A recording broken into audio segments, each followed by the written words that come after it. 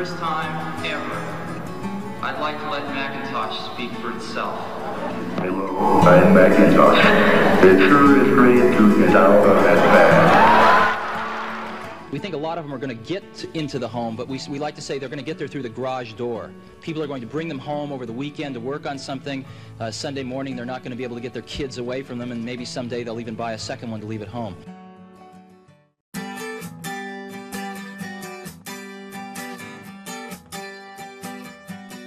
The strangest thing about Apple is it hasn't had a good consumer product. Here's one of the best consumer brands in the world, and they haven't had a compelling product under $2,000. And the one we introduced today, the iMac, is incredibly sweet. So I think it's going to make a big difference.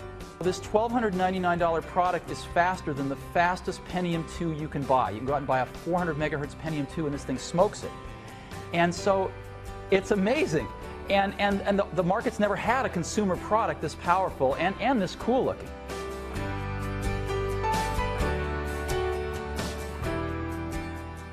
What is iPod? iPod is an MP3 music player, has CD quality music, and it plays all of the popular open formats of digital music. But the biggest thing about iPod is it holds 1,000 songs. Now this is a quantum leap because for most people it's their entire music library. This is huge. The coolest thing about iPod is that your entire music library fits in your pocket.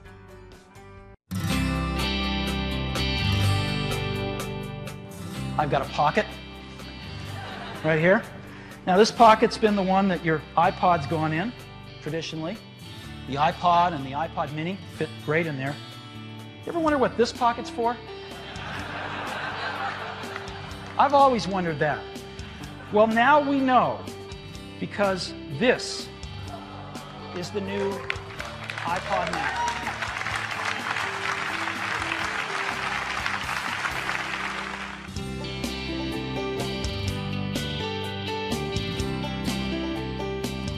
Today, Apple is going to reinvent the phone. An iPod, a phone, and an internet communicator. An iPod, a phone. Are you getting it? These are not three separate devices. This is one device. And we are calling it iPhone.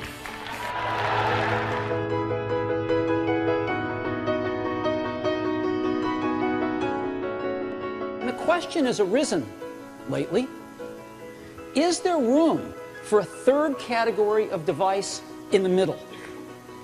Something that's between a laptop and a smartphone. And of course, we've pondered this question for years as well. The bar is pretty high. In order to really create a new category of devices, those devices are going to have to be far better at doing some key tasks. And we call it the iPad. And what this device does is extraordinary. You can browse the web with it. It is the best browsing experience you've ever had. It's phenomenal to see a whole web page right in front of you, and you can manipulate with your fingers. It's unbelievably great. Way better than a laptop. Way better than a smartphone.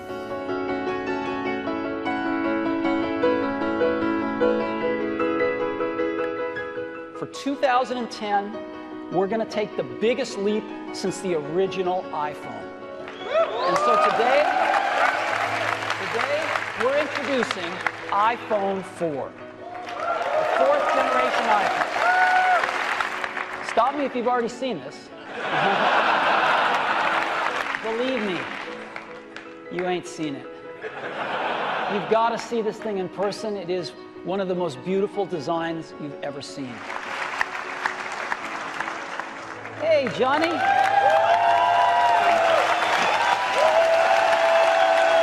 I grew up here in the U.S. with the Jetsons and with Star Trek and communicators, and just dreaming about this, you know, dreaming about video calling, and it's real now.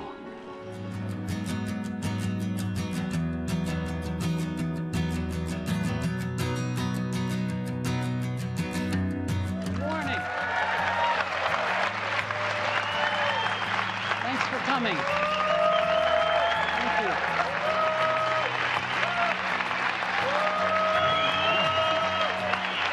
Thank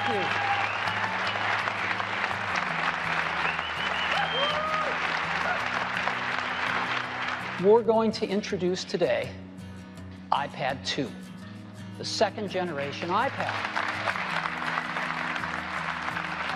It is an all-new design. It is not a tweaked design. It's not got marginal improvements. It's a completely new design. And the first thing is, it's dramatically faster. One of the most startling things about the iPad 2 is it is dramatically thinner. Not a little bit thinner, a third thinner. And that is iPad 2.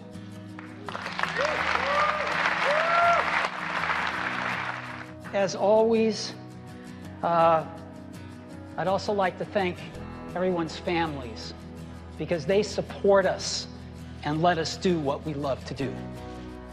So thank you very much to our extended families out there who make it possible for us to work our tails off making these great products for you.